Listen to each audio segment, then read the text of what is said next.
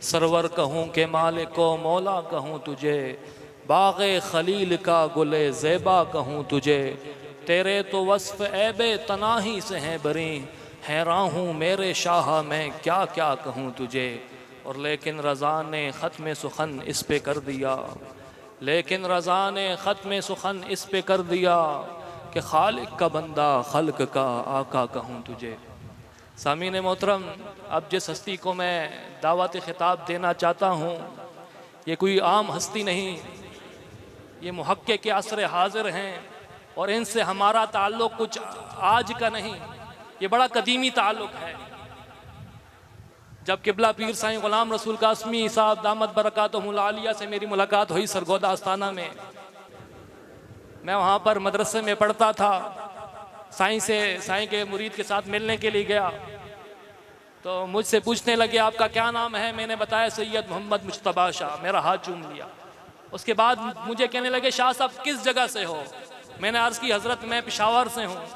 اب پشاور میں اتنے سادات رہتے ہیں، اتنی درگاہیں ہیں، اتنے جو ہے شاہ صاحبان رہتے ہیں، پر قبلہ سائیں فرمانے لگے کہ پشاور میں ایک نکی لال کرتی دا علاقہ ہوندا سی، فرمایا چھوٹی لال کرتی کا علاقہ تھا، وہاں پر سید عبداللہ شاہ صاحب اور سید زاہد حسین شاہ صاحب رہا کرتے تھے۔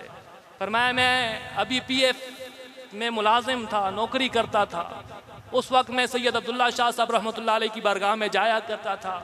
آپ نے سید زاہد شاہ صاحب دامت برکاتہم العالیہ کے لیے ایک استاد محترم رکھے تھے، میں سائیں کا ہم مکتب ہوں۔ فرمانے لگے ابھی حضرت صاحب کی داڑھی جو ہے وہ سفید ریش ہوگی، پر مجھے نہیں پہچانتے ہوں گے، پر میں پہچانتا ہوں۔ تو سائیں سے ہمارا تعلق بہت پرانا تعلق ہے، قبلہ حضرت عبداللہ دادا جان حضرت عبداللہ شاہ صاحب رحمۃ اللہ علیہ کے زمانے سے آپ پہچانتے ہیں۔ الحمدللہ جب سے جان پہچان ہوئی، دوبارہ سے تعارف ہوا، اس کے بعد آپ نے کوئی ایسی محفل نہیں چھوڑی جس میں حاضری نہ ہو۔ پشاور میں بھی جہاں بلایا جائے، سرگودے میں، پشاور میں، صرف فون پر حضرت صاحب دعوت دیتے ہیں، سائیں جو ہے تکلیف کر کر آ جاتے ہیں۔ اللہ پاک آپ کا آنا یہاں پر اپنی بارگاہ میں قبول و منظور فرمائے۔ اب میں جو ہے خصوصی خطاب کے لیے دعوت دیتا ہوں جناب حضرت علامہ مولانا فقیہ عصر شیخ الحدیث والقرآن حضرت پیر سائیں غلام رسول قاسمی صاحب کو کہ وہ آئیں اور ہمارے قلوب و اذہان کو اپنی گفتگو سے جو ہے منور فرمائیں۔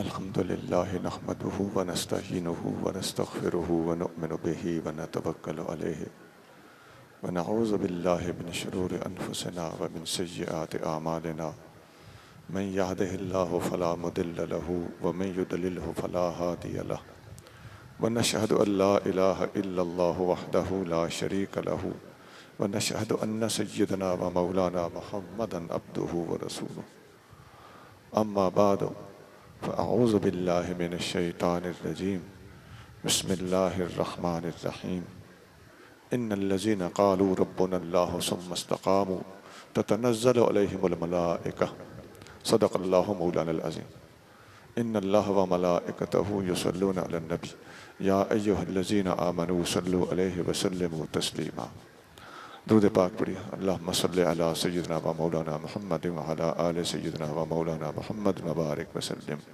الصلاة والسلام علیکہ یا سیدی یا رسول اللہ وعلی آلکہ و اصحابکہ یا سیدی یا حبیب اللہ۔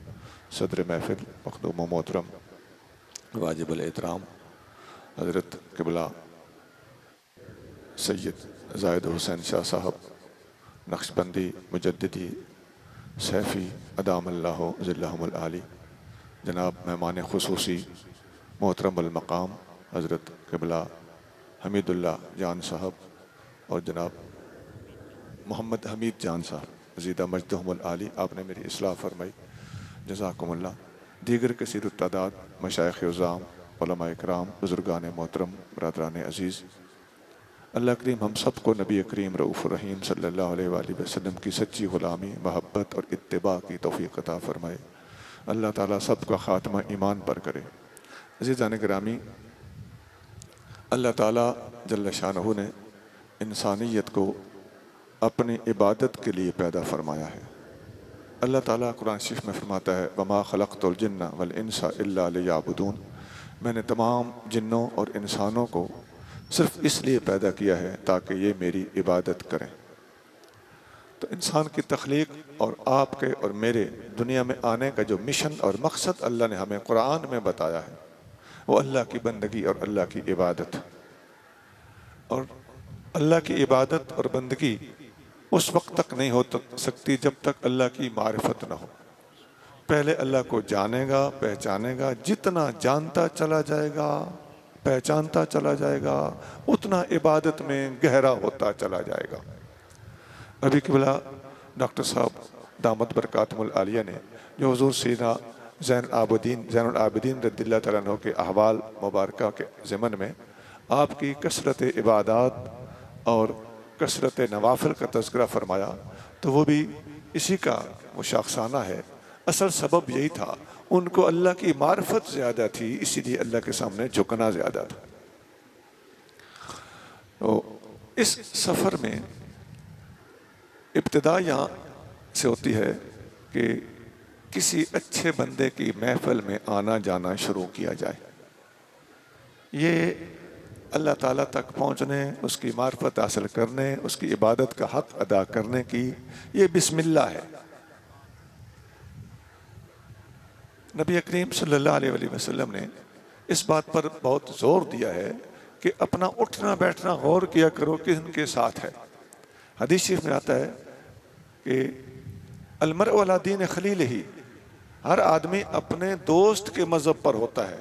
فلینظر احدکم من یخالل، اے میرے امتیو غور کر لیا کرو تمہارا اٹھنا بیٹھنا کن لوگوں کے ساتھ ہے۔ اگلے زمانے میں نبی کریم صلی اللہ علیہ وآلہ وسلم کے خاص طور سے دور کے اندر، اور صحابہ، تابعین، تبع تابعین، حتیٰ کہ 300 سال تک حضرت جنید بغدادی رضی اللہ تعالیٰ عنہ کے زمانے تک باقاعدہ طریقت کی بیعت کا رواج نہیں تھا، صرف صحبت سے فیض جاری ہو جاتا تھا۔ ایک ایک بندہ سینکڑوں ہزاروں کی صحبت میں جا کے فیض یاب ہوتا تھا۔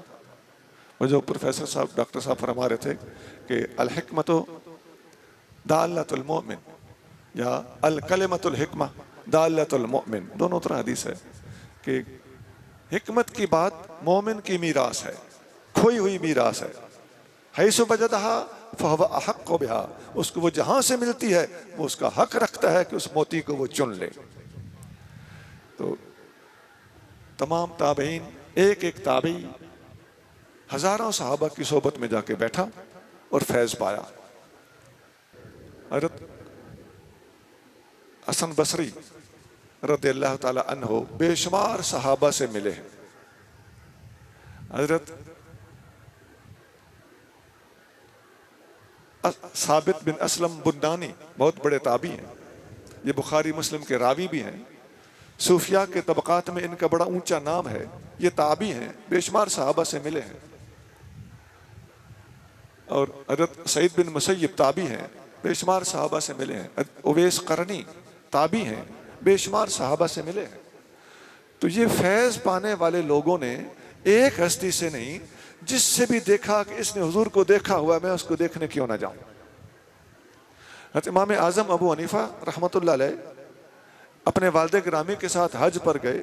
آپ خود روایت کرتے ہیں، مسند امام اعظم کے اندر آپ کا اپنا یہ ارشاد موجود ہے، حدیث کو روایت کرتے ہوئے اس کا پس منظر بیان کرتے ہیں۔ فرماتے ہیں میں جب حج پہ گیا تو اس وقت میری عمر 16 سال تھی، 96 کی بات بتاتے ہیں، 80 میں پیدا ہوا، تو 96 ہجری میں یعنی پہلی صدی میں حج پہ اپنے والد گرامی کے ساتھ گیا، تو وہاں ایک درس حدیث کا حلقہ لگا ہوا تھا۔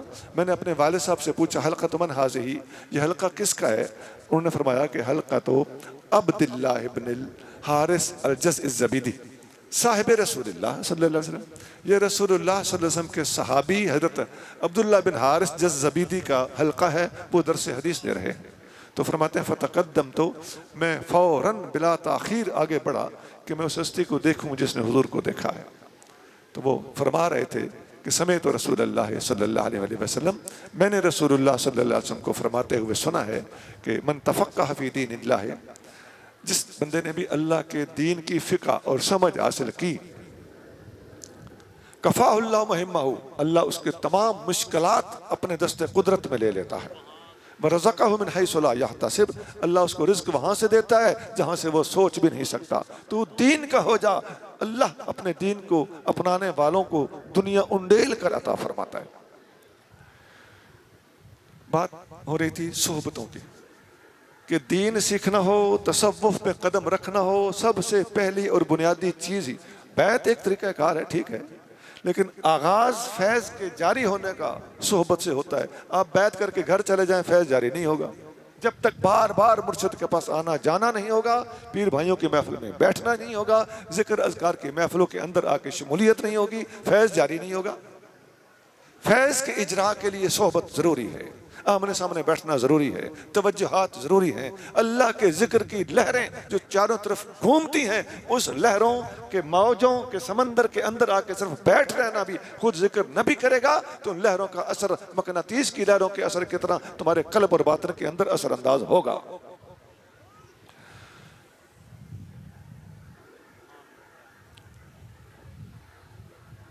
حضرت انس بن مالک رضی اللہ تعالیٰ عنہ، جامع ترمذی میں آپ کا ارشاد موجود ہے، آپ اپنے شاگرد، وہی جن کا نام میں نے لیا کہ چوٹی کے صوفیاء میں شمار ہوتے ہیں، یہ بخاری مسلم کے راوی ہیں، ثابت بن اسلم بنانی، تو آپ فرماتے تھے کہ یا ثابت خذ انی، اے ثابت مجھ سے دین سیکھ لو، فإنک لن تجد اوثق منی، تمہیں مجھ سے مضبوط بندہ نہیں ملے گا۔ اب یہ صحابی ہیں، یہ اعلان کر رہے ہیں کہ مجھ سے حاصل کر لو، تمہیں مجھ سے مضبوط بندہ نہیں ملے گا۔ یہ ترمذی میں حدیث ہے۔ ان ایسی حدیثیں اور بھی ہیں بعض صحابہ کے بارے میں۔ سیدنا علی متضار رضی اللہ تعالیٰ کوفہ میں گئے نا، تو وہاں کے لوگ چونکہ مکہ مدینہ سے دور تھے تو وہ تو علم کے بڑے پیاسے تھے، آپ ان میں بھی ایسی ہی بات کرتے تھے، الفاظ مختلف تھے، آپ فرماتے تھے میرے سینے میں بڑا علم ہے، فَاسْأَلُونِي قَبْلَ أَن تَفْقِدُونِي، مجھ سے سیکھ لو، مجھ سے پوچھ لو اس سے پہلے کہ میں تمہیں نہ ملوں۔ حضرت عمر فاروق رضی اللہ تعالیٰ عنہ اپنے شاگرد عبداللہ بن عباس کو فرماتے تھے کہ جو بھی مسئلہ تم نے پوچھنا ہو تمہیں اجازت ہے مجھ سے سوال کر لیا کرو، مجھے علم ہوگا میں تمہیں ضرور بتاؤں گا۔ تو یہ مختلف صحابہ کے مختلف اعلانات ہیں۔ عبداللہ بن عباس رضی اللہ تعالیٰ عنہ جب مسند تدریس پہ آ کے بیٹھتے تھے تو یہ باتیں بخاری شریف میں ہیں، فاروق اعظم کا یہ اعلان بھی بخاری میں ہے، ابن عباس کا یہ قول بھی بخاری میں ہے۔ آپ مسند پہ آ کے بیٹھتے ہی اعلان کرتے تھے کہ سوال جواب شروع کرو، تو مختلف صحابہ آ کے تابعین اور شاگرد آ کے سوال کرتے تھے اور آپ کی نشست اور صحبت میں آ کے بیٹھا کرتے تھے فیض یاب ہونے کے لیے۔ تو پاس بیٹھنا، باتیں سننا، سوال کرنا، سوالوں کے جواب لینا، اس سے فیض پھیلتا ہے، علم کی دولت نصیب ہوتی ہے۔ صحابہ کرام کا طریقہ تھا کہ نبی کریم صلی اللہ علیہ وآلہ وسلم کے اوپر کم سے کم سوال کرتے تھے۔ قرآن کی آیت نازل ہوئی، اے میرے نبی کے صحابہ کیا تم چاہتے ہو کہ موسیٰ علیہ السلام کی امت پر، موسیٰ علیہ السلام کی قوم نے حضرت موسیٰ علیہ السلام پر جس طرح غیر ضروری سوال کیے تھے اس طرح سوال تم بھی کرنا چاہتے ہو؟ تو غیر ضروری سوالوں کے بارے میں یہ جب آیت نازل ہوئی تو تمام صحابہ نے سوال کرنے کے بارے میں سخت احتیاط شروع کر دی، چپ کر کے بیٹھے رہتے تھے۔ اب حضور کے پاس بیٹھے ہیں، چپ کر کے بیٹھے ہیں، آپ مجھے ایمانداری سے بتائیے چپ کر کے پاس بیٹھنے کا فائدہ کیا ہے؟ فائدہ ہے، پتہ چلتا ہے ایک علم بولنے سے ملتا ہے، ایک علم چپ کر کے بیٹھنے سے ملتا ہے۔ اور صحابہ کرام اس انتظار میں ہوتے تھے کہ دیہاتی لوگ سادہ ہوتے تھے، اب بھی سادہ ہیں۔ صحابہ کی کوشش ہوتی تھی کہ ہم تو سوال کرتے نہیں ہیں، اللہ کرے کوئی دیہات کا بھولا بھالا دوست ہمارا آ جائے اور وہ ادھر آ کے سیدھی سیدھی کھری کھری نبی پاک علیہ السلام سے سوالات اٹھائے، اور آقا جواب دیں، آقا کی زبان مبارک سے موتی گرے ہماری جھول بھر جائے۔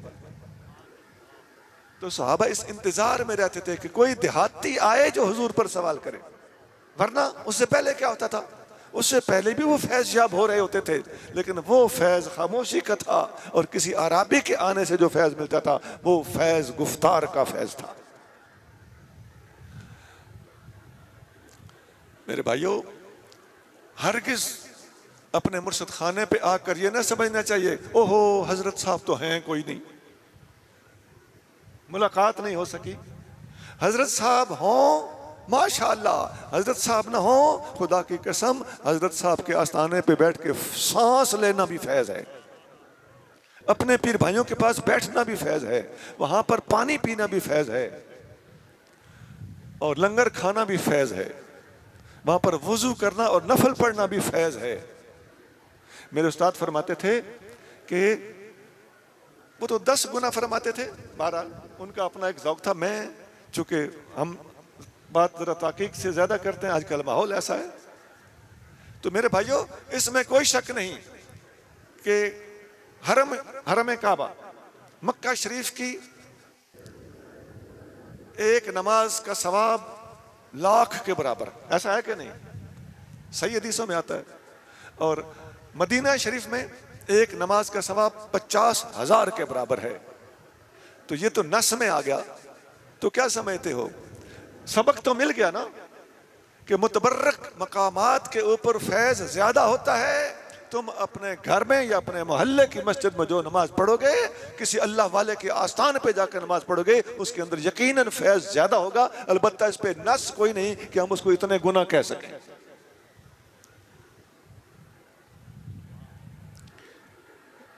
ایک حدیث امام بہقی نے شعب الایمان میں نقل کی ہے، نبی کریم رؤوف رحیم صلی اللہ علیہ وآلہ وسلم نے ارشاد فرمایا کہ اذا رأيتم المرء يؤتى زهدا في الدنيا وقلة منطق فاقتربوا منه فإنه يلقى الحكمة۔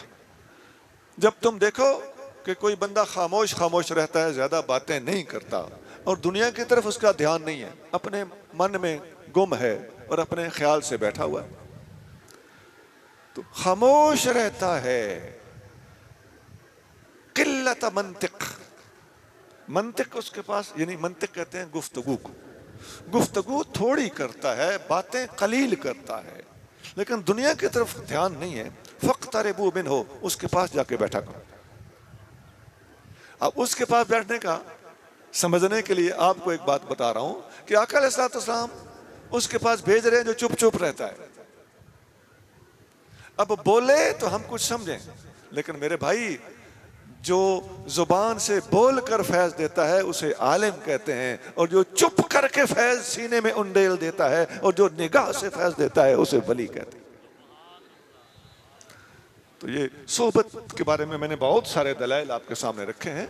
نبی کریم صلی اللہ علیہ وآلہ وسلم کے ایک صحابی ہیں حضرت عمران بن حسین رضی اللہ تعالیٰ، ایک دفعہ وہ آقا کریم صلی اللہ علیہ وسلم کی بارگاہ میں حاضر تھے۔ صحیح بخاری میں حدیث ہے کہ کسی بندے نے آ کے کہا کہ آپ کا اونٹ گم ہو گیا ہے، وہ جو باہر بٹھا کے آئے تھے نا وہ کہیں اٹھ کے چلا گیا ہے۔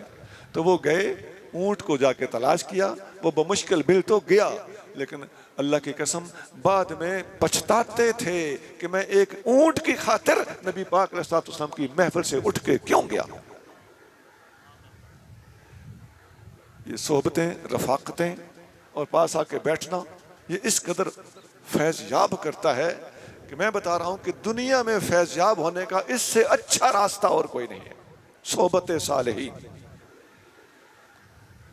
ایک نوجوان صحابی تھے، مشکات وغیرہ میں حدیث ہے، وہ صبح آتے آقا کریم صلی اللہ علیہ وآلہ وسلم کی محفل میں بیٹھ جاتے اور شام کو واپس چلے جاتے تھے۔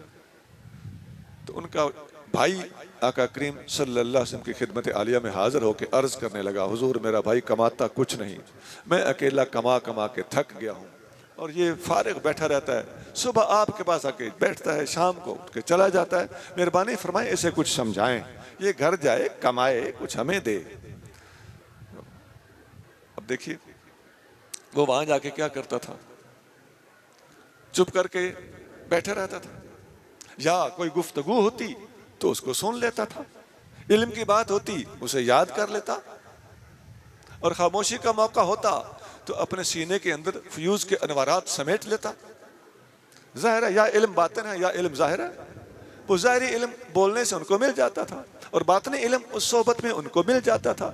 یہ دونوں قسم کے علم صوفیاء کو اللہ تعالیٰ نے عطا فرمائے ہوتے ہیں۔ جامع ترمذی میں ایک حدیث ہے، نبی کریم رؤوف رحیم صلی اللہ علیہ وسلم سیدنا فاروق اعظم رضی اللہ تعالیٰ عنہ کے بارے میں فرماتے ہیں کہ ان اللہ جعل الحق علی لسان عمر وقلبہ، اللہ نے عمر کی زبان پر بھی حق جاری کر دیا ہے، عمر کے دل پر بھی حق جاری کر دیا ہے۔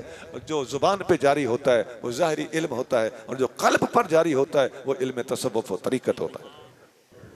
یہ تمام صحابہ نے آقا سے یہ دونوں چیزیں حاصل کی ہیں۔ تو وہ نوجوان بھی جا کے بیٹھے رہتے تھے، تو ان کے بھائی نے جب یہ شکوہ کیا تو نبی کریم صلی اللہ علیہ وآلہ وسلم نے اس نوجوان کو نہیں سمجھایا جو آ کے بیٹھا رہتا تھا، آقا نے شکوہ کرنے والے کو سمجھایا۔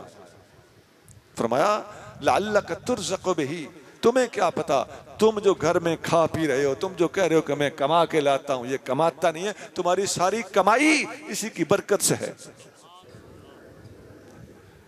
تو پتہ چلتا ہے کہ اللہ والوں کی صحبت میں آ کے بیٹھنا علم ظاہری علم باطنی دونوں عطا کرتا ہے۔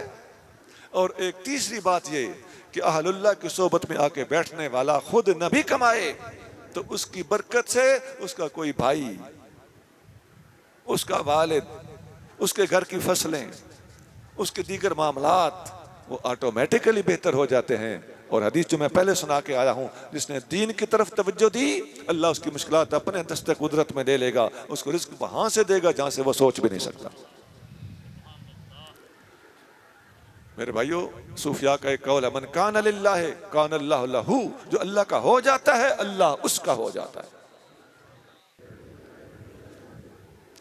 اور یہ تو میں نے چند صحابہ کے احوال عرض کیے ہیں، خود قرآن کہتا ہے یعلمہم الکتاب والحکمت، میرا نبی اپنے تمام صحابیوں کو، پوری امی قوم کو دو چیزیں سکھاتا ہے۔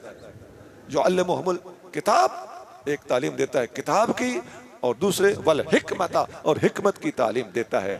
تفسیر بیضاوی البحر المحیط اس قسم کے دیگر تفاسیر میں لکھا ہوا ہے کہ کتاب کے علم سے مراد شریعت کے ظاہری احکام ہیں، اور حکمت کے علم سے مراد علوم باطنیہ ہیں۔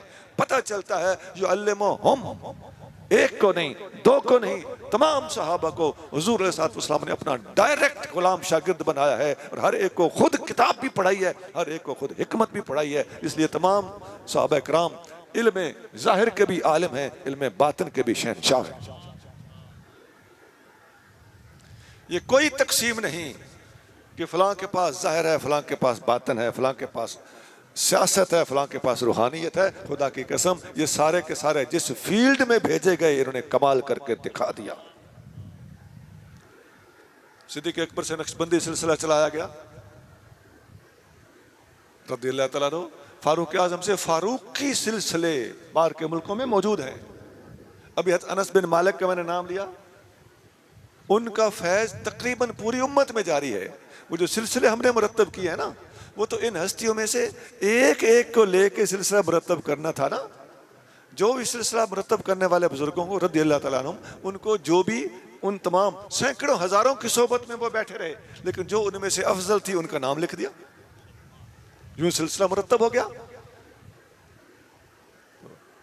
اب انس بن مالک کا نام کیوں نہیں آیا سلسلے میں؟ اس لیے کہ ان سے افضل سیدنا علی مرتضیٰ موجود تھے، ورنہ فیض بے شمار صحابہ سے، بے شمار غلاموں اور تابعین نے حاصل کیا ہے۔ اور یہ فیض جاری کیسے ہوا؟ صحبت سے۔ کتابیں اس وقت لکھی نہیں گئی تھیں، زبانیں بھی پڑھایا گیا، اور صحبت میں بیٹھ بیٹھ کر اور بٹھا بٹھا کر فیض لیا بھی گیا اور دیا بھی گیا۔ یہ ایک طویل سلسلہ ہے جس کا تعلق صحبت اور سنگت سے ہے۔ میرے بھائیوں، آپ نے دیکھا ہوگا، ابھی پروفیسر صاحب بڑی خوبصورت بات کر رہے تھے کہ آج کل نیٹ ہے، یوٹیوبز ہیں، یہ امتحان ہے۔ تو آپ جس بھی بندے کی کلپ زیادہ دیکھنا شروع کر دیں، اور بعض لوگوں نے ایسی سازش کی ہوئی ہے کہ وہ کہتے ہیں کہ ہمارے سوا کسی کا کلپ دیکھنا بھی نہیں. یہ باقاعدہ ٹریننگ دی جا رہی ہے بعض لوگوں کو. تو وہ پھر کیا کرے گا بیچارہ؟ وہ یہی کہے گا نا کنویں کے مینڈک کی طرح کہ اتنا پانی اور ہوتا ہی کو نہیں جتنا کنویں میں ہے. لیکن اصول جو اللہ کے رسول صلی اللہ علیہ وآلہ وسلم نے بتایا ہے، یہ لوگ اس سے بغاوت کیے ہوئے ہیں اور امت کو بغاوت پر اکسار ہے. ابھی اصول ڈاکٹر صاحب نے بھی بتایا تھا، میں بھی بتا چکا ہوں کہ حکمت کی بات مومن کی میراث ہے، جہاں سے ملے وہ لے لے، اس کا وہ حق ہے. ایوب تابعی کا قول سنن دارمی میں موجود ہے. آپ فرماتے ہیں کہ اذا اردت ان تعرف خطأ معلمک فجالس غیرہ، اگر تم ایک ہی بندے کے پاس بیٹھے رہتے ہو نا تو اس کی کوئی خطا جاننا چاہتے ہو تو کسی اور کے پاس بھی بیٹھو، تمہیں لگ پتہ جائے گا. علم ایک سمندر ہے، اللہ نے پتہ نہیں کس کو کیا کچھ عطا فرمایا ہے. اب تھوڑا آگے چلتے ہیں. یہ جو صحبتوں سے فیض ابتدا پذیر ہوتا ہے، اس کی ابتدا جو ہوتی ہے صحبت سے ہوتی ہے. لیکن سب سے پہلے صحبت کیا کرتی ہے؟ صحبت ہر فقیر کو فنافی شیخ کرتی ہے. ذکر کے ذریعے سے، تصور کے ذریعے سے، شغل اور مراقبے اور فکر کے ذریعے سے، لطائف کے ذریعے سے، تصور شیخ کے ذریعے سے، سب سے پہلی محبت اپنے شیخ کی ہوتی ہے. یہ محبت اتنی مشکل ہوتی ہے کہ جو اس کو عبور کر گیا، جو اس محبت میں فنا ہو گیا، اس کے لیے فنا فی الرسول ہونا بھی ایک منٹ کا کام ہے، فنا فی اللہ ہونا اگلے منٹ کا کام. کیونکہ شیخ پہلے فنا فی الرسول ہے، رسول اللہ صلی اللہ علیہ وآلہ وسلم پہلے فنا فی اللہ ہیں. تو یہ پہلی سیڑھی مشکل ہوتی ہے. آپ نے دیکھا ہوگا بھٹی میں سے برتن نکالنے ہو نا، بھٹی بھری ہوئی ہو تو بتائیے پہلا برتن نکالنا مشکل ہوتا ہے کیونکہ بھٹی چاروں طرف سے بند ہے. پہلا برتن نکالنا مشکل ہے. وہ ٹوٹ بھی سکتا ہے، وہ پھنس بھی سکتا ہے، وہ چر بھی سکتا ہے. اور بھٹی کو کس طرف سے ہاتھ لگانا ہے، کون سا برتن پہلے نکالوں، یہ طے کر کے ایک برتن اوکھے سوکھے نکل جائے. اگر آپ میری بات غور سے سمجھ رہے ہیں تو آپ کو آرام سے سمجھ آ جائے کہ بات کی برتن سارے نکالنا آسان ہو جاتے ہیں، کیونکہ راستہ بن گیا نا. راستہ بنانا مشکل ہوتا ہے اور مرشد کامل بھٹی کو کھولنے کا بہترین راستہ ہوتا ہے. ایک اور مثال دیتا ہوں. آپ نے کمرے کے اندر داخل ہونا ہے تو آپ کی توجہ کمرے کی دیواروں کی طرف ہوگی یا کمرے کے دروازے کی طرف ہوگی؟ آپ سارا زور پتھر کی اور اینٹوں کی دیواروں کو توڑنے پہ لگاؤ گے یا دروازے کو کھولنے پہ سارا زور لگاؤ گے؟ دیواروں سے ٹکر مارو گے تو سر پھاڑو گے اور خودکشی بنے گی. آپ نے ساری توجہ دروازے کی طرف دینی ہے. یہ میں نے مثال دی ہے. اس مثال دینے کا مقصد یہ ہے کہ مرشد اللہ تک پہنچنے کا دروازہ ہے. اس کی طرف پوری دھیان اور پوری توجہ کی جائے تو باقی کام الحمدللہ بالکل آسان ہو جاتے ہیں. پھر فنا فی شیخ ایک محبت کے ذریعے سے حصول اس کا ہوتا ہے. جب آگے آپ چلتے ہیں تو وہ جو میں نے تینوں باتیں بتائیں کہ فنا فی شیخ کے بعد فنا فی الرسول، پھر فنا فی اللہ. اب یہ 3 سٹیپ ہیں. البتہ باقی ساتھ ساتھ شریعت کی پابندی. اس چیز میں سب سے آخر پہ جا کر جو چیز بندے کو واصل کرتی ہے وہ نفس کی مخالفت. جب تک نفس میں، حضور غوث پاک قدس سرہ العزیز فتح الغیب شریف میں فرماتے ہیں، جب تک تیرے اندر ایک بھی خواہش موجود ہے تو فنا کے کنارے پر رہے گا، فنا کے اندر نہیں جا سکتا. نفس مارنے کا مطلب خواہشات کو مارنا ہے، پستول سے مارنا مقصد نہیں ہے. خواہشات مر گئی. اور خواہشات مارنے کا طریقہ کیا ہے؟ خواہشات مارنے کا یہ طریقہ بالکل نہیں ہے کہ میرا مرغی کھانے کو دل چاہ رہا ہے تو میں نہ کھاؤں. یہ ہندوؤں والا طریقہ ہے. پلاؤ کھانے کو دل چاہ رہا ہے تو نہ کھاؤں. یہ اسلامی طریقہ نہیں ہے. کلو واشربو لیکن ولا تسرفو کی قید ہے کہ کھاؤ پیو، حلال کھاؤ اور فضول خرچی نہ کرو.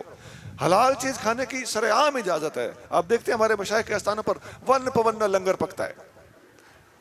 یہ کوئی نفس کی مخالفت نہیں کہ لنگر اچھا نہ کھایا جائے، کھانا اچھا نہ کھایا جائے۔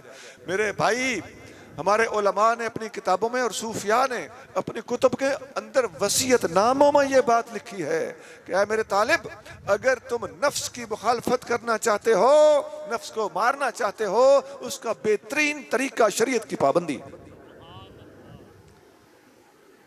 یہ ادھر سے ہو کے ادھر سے ہو کے، کان پیچھے سے پکڑنا، کان سامنے سے پکڑنا، عام جاہل آدمی اور یہ جو شریعت کے تارک اور نماز کے منکر لوگ ہیں اور اپنے جھوٹے آستانے سجائے پھرتے ہیں، لوگوں کو، مریدوں کو نماز سے روکتے ہیں، خود ان کے اپنے پاس آستانے پر کوئی نماز کا سسٹم نہیں ہوتا، رمضان شریف کے مہینے میں باقاعدہ دوپہر کو لنگر پکاتے ہیں۔ ایسے دشمنان اسلام عام طور پر یہ جانتے ہیں یا یہ باور کراتے ہیں، یہ لوگوں کو سمجھاتے رہتے ہیں کہ جی بس نفس کی مخالفت جو ہے نا، وہ ہمارے حضرت کو ہی پتا ہے، نفس کی مخالفت میں یہ ہوتا ہے، نفس کی مخالفت میں وہ ہوتا ہے۔ نفس کی مخالفت کا آسان طریقہ شریعت کی پابندی ہے۔ نفس چاہتا ہے کہ میں نماز نہ پڑھوں، نفس نماز نہیں پڑھنا چاہتا تو تم نماز پڑھو۔ نفس روزہ نہیں رکھنا چاہتا، تم روزے رکھو۔ نفس بدنگاہی سے نہیں بچنا چاہتا، بدنگاہی کرنا چاہتا ہے، تم اس سے بچو۔ ہمارے مرشد کریم حضرت روضہ دھنی بادشاہ محمد راشد اس میں گرامی تھا، اول پیر پگارا صاحب کے والد گرامی تھے۔ وہ فرماتے ہیں کہ کسی بھی درویش اور فقیر کا کوئی کامل مرشد ہو تو اس سے فیض کوئی نہیں چھین سکتا، لیکن 2 ٹکے کی عورت فیض چھین سکتی۔ میرے بھائی، جتی ستی ہو کے رہنے کا میں مشورہ نہیں دے رہا، لیکن میں حلال حرام کی تمیز بتا رہا ہوں۔ خدا کی قسم، ہم نے بال سفید کر دیے ہیں، ہم نے یہی نتیجہ نکالا ہے جو ہمارے اولیاء اپنی کتابوں میں لکھ گئے ہیں، جو وصیت نامے وہ چھوڑ گئے ہیں، وہ بالکل معنی خیز ہیں، اور نفس کو مارنے کا اس سے اچھا طریقہ ہی کوئی نہیں کہ شریعت پر چلنا شروع کر دیا جائے۔ حتیٰ کہ کچھ نام نہاد صوفی آج کل ایسے بنے ہوئے ہیں جو اگلے زمانوں کا معاملہ اور ہوتا تھا۔ یہ ملامتی طبقہ ایک ہوتا تھا، وہ ملامت یہ نہیں ہوتی تھی، وہ ملامت یہ ہوتی تھی کہ وہ سامنے، لوگوں کے سامنے نفل نہیں پڑھتے تھے، فرض باجماعت پڑھتے تھے، وتر سر عام پڑھتے تھے، سنتیں سر عام پڑھتے تھے، نفل چھپ کے پڑھتے تھے تاکہ لوگ سمجھیں یہ نفلوں کا تارک ہے۔ یہ ان کی ملامتیں ہوتی تھی، اندر سے شریعت پر پکے ہوتے تھے۔ لیکن صوفیاء نے نچوڑ نکالا ہے، میرے بھائی اگر آپ نفس مارنا چاہتے ہو کہ میں ملامتی بنوں، لوگ میری مخالفت کریں، میرا نفس مرے، تو اس کا طریقہ کیا ہے؟ آپ نماز پڑھنا شروع کر دیں، لوگ آپ پر تنقید کریں گے، اے صوفی ہو گیا، اے مسیتڑ ہو گیا، اے مولوی، اے ملا، ایسا کہتے ہیں کہ نہیں کہتے؟ تو جھالنا پھر نفس مارنے کا یہ بھی تو ایک راستہ ہے نا۔ نفس مارنے کے لیے نفس کا کہنا مانتے ہو، نفس سے پوچھتے ہو میں تمہیں کیسے ماروں؟ نفس مارنے کے لیے مصطفیٰ کریم کی شریعت سے پوچھو کہ نفس کیسے مرتا ہے۔ حضرت داتا صاحب رحمۃ اللہ علیہ فرماتے ہیں کہ یہ جو ملامت کے ذریعے سے نفس کو مارنے کی کوشش کرتے ہیں نا، تو ایک واقعہ پیش آیا کہ ایک بندے نے کوئی غلط حرکت کر دی، داتا صاحب نے کشف المعجوب میں لکھا، اس نے غلط حرکت کر دی، دوسرے نے کہا یہ تم نے غلط کیا، تو اس نے کہا میں نے ٹھیک کیا ہے، اس نے کہا تم نے غلط کیا، اس میں یہ غلطی ہے، یہ غلطی ہے، یہ غلطی ہے، تو اس کو اس نے ٹھیک ٹھاک بے عزت کیا۔ اس نے کہا میں نے یہ جھگڑ پڑا آگے سے، اور جھگڑ کے کہنے لگا میں نے اس لیے کیا تھا کہ میں اپنا نفس ماروں اور تاکہ تو مجھ پر ملامت کرے اور میرے درجات بلند ہوں۔ تو داتا صاحب لکھتے ہیں اس بندے نے کہا تیری مرضی میں نے پوری کی ہے، پھر گرم کیوں ہو رہے ہو؟ نفس کی مخالفت کرانے کا، دوسروں سے تنقید کرا کے، اپنے اوپر کیچڑ اچھلوا کے نفس کو مارنا چاہتے ہو، پھر نفس کو جب مارا جا رہا ہے تو پھر غصہ کیوں کرتے ہو؟ پھر جم کے رہو۔ تو یہ بناوٹی لوگ ہوتے ہیں۔ آسان طریقہ نفس کو مارنے کا یہ ہے۔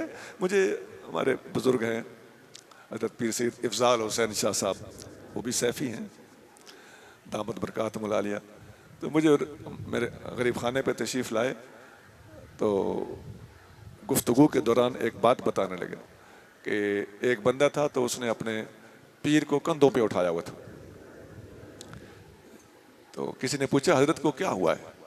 اس نے کہا یہ انہوں نے 40 دن تک پانی میں کھڑے ہو کے چلا کاٹا ہے اور پانی کی ٹھنڈک کی وجہ سے ٹانگیں مر گئی، ٹانگیں ختم ہو چکی، ٹانگیں بے جان ہو چکی۔ تو اس آدمی نے پوچھا کہ یہ جب پانی میں کھڑے تھے تو وہاں پر اذان کی آواز جاتی تھی؟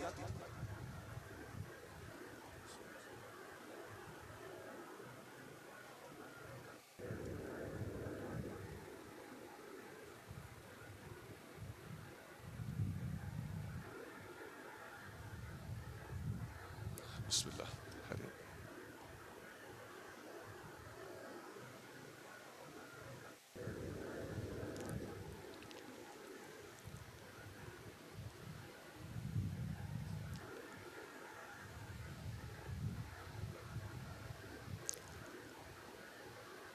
تو اس آدمی نے پوچھا پیر صاحب کو جب یہ پانی میں کھڑے ہو کر چلا کاٹ رہے تھے تو اذان کی آواز جاتی تھی؟ تو انہوں نے بتایا جی وہ تو جاتی تھی، مسجد گاؤں کے ساتھ ہی وہ دریا تھا جہاں وہ کھڑے تھے، تو گاؤں کے ایک نہیں کئی مسجدیں ہیں۔ تو یہ پھر بھی پانی میں کھڑے رہتے تھے؟ ہاں جی یہ پانی میں کھڑے رہتے تھے، اللہ والے ہیں۔ اس نے کہا اے وجہ اللہ والا، وہ پنجابی میں کہنے لگا اے وجہ اللہ والا جو اذان سن کے پانی چ کھلوتا ہے چک کے پرے مار موڈے تے کیوں چکے ہوئے؟ میرے بھائیو آپ لوگ خوش نصیب ہو، آپ لوگوں کی جہاں نسبت ہے وہاں نماز پڑھی جاتی ہے، نماز پڑھائی جاتی ہے، شریعت پہ عمل کیا جاتا ہے، شریعت پہ عمل کرایا جاتا ہے، شریعت والوں کا احترام کیا جاتا ہے اور شریعت والوں کا احترام سکھایا جاتا ہے۔ یہ بہت بڑی خوش نصیبی ہے۔ باقی کسی کے اندر کی باتیں وہ خود جانے، شریعت تو ظاہر کو دیکھتی ہے، اور اگر باطن بھی ٹھیک ہو، ظاہر بھی شریعت کے مطابق ہو تو خوش نصیبی ہے۔ یہی یعلمہم الکتاب والحکمہ کا نتیجہ ہے کہ نبی پاک علیہ السلام نے ظاہر بھی درست کیا ہے اور باطن بھی درست کیا ہے۔ یہی ہے کہ ان اللہ جعل الحق علی لسانہ وقلبہ، فاروق اعظم کی زبان پر بھی شریعت جاری ہے اور دل کے اوپر بھی طریقت جاری ہے۔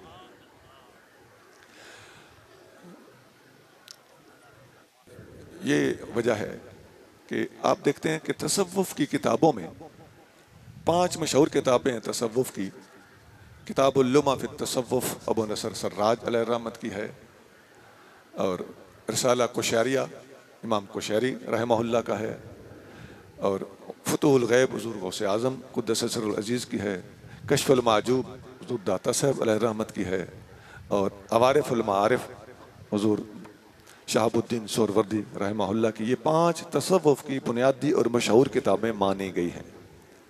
تو ان کتابوں میں جب آپ دیکھتے ہیں تو زیادہ حالات، اب کشف المعجوب ہے یا ابو نصر سراج کی کتاب اللمع ہے، یہ بنیادی کتابیں ہیں، تو ان میں صوفیاء کے حالات بڑے بیان کیے گئے۔ اور صوفیاء میں سب سے پہلے خلفائے راشدین، اس کے بعد ائمہ اہل بیت، اس کے بعد تابعین تبع تابعین، اور 400-500 سال تک کے وہ صوفیاء جو داتا صاحب سے پہلے ہو گزرے تھے، ان میں سے بڑی تقریباً 250 کے لگ بھگ ہستیاں ہیں جن کے حالات داتا صاحب نے لکھے ہیں، اور صرف حالات اس طرح نہیں لکھے کہ تاریخ پیدائش یہ ہے، شادی کی تاریخ یہ ہے، وفات کی تاریخ یہ ہے، یہ نہیں، ان چیزوں کو تو انہوں نے چھیڑا ہی نہیں۔ بزرگوں نے ان کے تعلیمات اور ارشادات اور صوفیانہ نقطے ارشاد فرمائے جس سے طالب کی اصلاح۔ اگر کسی کو مرشد کریم کے پاس بیٹھنا کسی وجہ سے نصیب نہ ہو، کہیں دور چلا گیا ہو، کہیں مرشد کریم دیس پردیس تشریف لے گئے ہوں، کہیں حج پہ تشریف لے گئے ہوں، مرشد کی پیاس لگے، مرشد کے پاس بیٹھنا چاہے تو پیر بھائیوں کے پاس آ کے بیٹھے۔ اگر گھر سے نہیں نکل سکتا تو صوفیاء کے ملفوظات کا مطالعہ کرے۔ صوفیاء فرماتے ہیں کہ اللہ کے ولیوں کے ملفوظات اس دنیا کے اندر اللہ کے لشکر ہیں۔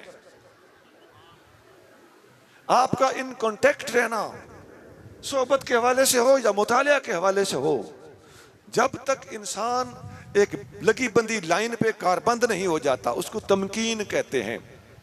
جب تک بندہ ادھر ادھر رولتا رہتا ہے، اس بندے کے لیے سجے کھبے رولنے کی بجائے اور اپنی لائن سیدھی رکھنے کی خاطر ضروری ہے کہ یا تو شیخ اور پیر بھائیوں کی صحبت میں رہے یا پھر ان کی باتیں کرے، صوفیاء کے کلام پڑھے، صوفیاء کی کتابیں پڑھے، ان کا مطالعہ کرے۔ حضرت شاہ عبداللطیف بھٹائی رحمۃ اللہ علیہ نے بڑی خوبصورت بات کی ہے۔ آپ فرماتے ہیں یا حج پری ساں گڈ یا کر پرین جی پچار، انہیں بنن کھاں شل قادر دھار کہیں نہ کھرے۔ اس کا مطلب یہ ہے کہ یا محبوب کے پاس رہ یا محبوب کی باتیں کر، یا حج پری سا گڈ، یا محبوب کے ساتھ گڈ میں نہ مکس اپ ہو کے رہنا، جخ جس کو کہتے ہیں، اکٹھا رہ، یا کر پریں جی پچار، یا محبوب کی باتیں کر، انہیں بنن سا دھار شل قادر کہیں کہ نہ کرے، ان دو باتوں سے جدا اللہ کسی کو نہ کرے، قادر شالا قادر اللہ کرے، قادر مطلق اللہ کریم، ان دو کاموں سے جدا کسی کو نہ کرے۔ باقی رہ گیا یہ آپ نے اگر کر لیا تو آپ طریقت کی پٹڑی پہ بڑے مضبوط ہو کے چل پڑے ہیں۔ اب اسٹیشن جو آپ کے نصیب میں ہے وہاں آپ اتار دیے جائیں گے، وہ الگ بات ہے۔ اگر آپ کے نصیب میں غوث بننا بھی ہے تو آپ کا انجن پٹڑی پہ چل چکا ہے، آپ کے اسٹیشن پر آپ کو اتار دیا جائے گا، اور یہ راستہ ختم تو ہوتا ہی نہیں۔ اللہ تعالی ہمیں صوفیاء کی صحبت، سنگت، رفاقت دنیا آخرت میں نصیب کرے، اور حضرت علامہ شہزاد احمد مجددی صاحب زیدہ مجدہم تشریف لائے ہیں، تو ان کے ملفوظات آپ سنیں گے۔ اچھا آپ فرما رہے ہیں محمد شہزاد مجددی، اچھا یہ محمد شہزاد احمد، یہ ایک نہیں، کئی ناموں میں کسی کے نام کے ساتھ احمد ہوتا ہے محمد لگا دیتے ہیں، کسی کے ساتھ محمد ہوتا ہے ہم احمد لگا دیتے ہیں، یہ اکثر ایسا ہوتا رہتا ہے۔ ماشاءاللہ جی، اللہ تعالیٰ اس آستان کو قائم دائم رکھے۔ شہزادہ صاحب نے میرے بارے میں کچھ باتیں آپ کو بتائیں، وہ باتیں واقعی صحیح ہیں، اور مجھے آپ سے جو محبت ہے، عقیدت ہے اور دیرینہ تعلق ہے وہ اللہ ہی جانتا ہے، اور مجھے اس کا بڑا پاس ہے۔ اللہ تعالیٰ ہمیں یہ لاجیں رکھنے کی اور نبھانے کی توفیق عطا فرمائے۔ سبحان ربک رب العزت عما یصفون وسلام علی المرسلین والحمد للہ رب العالمین۔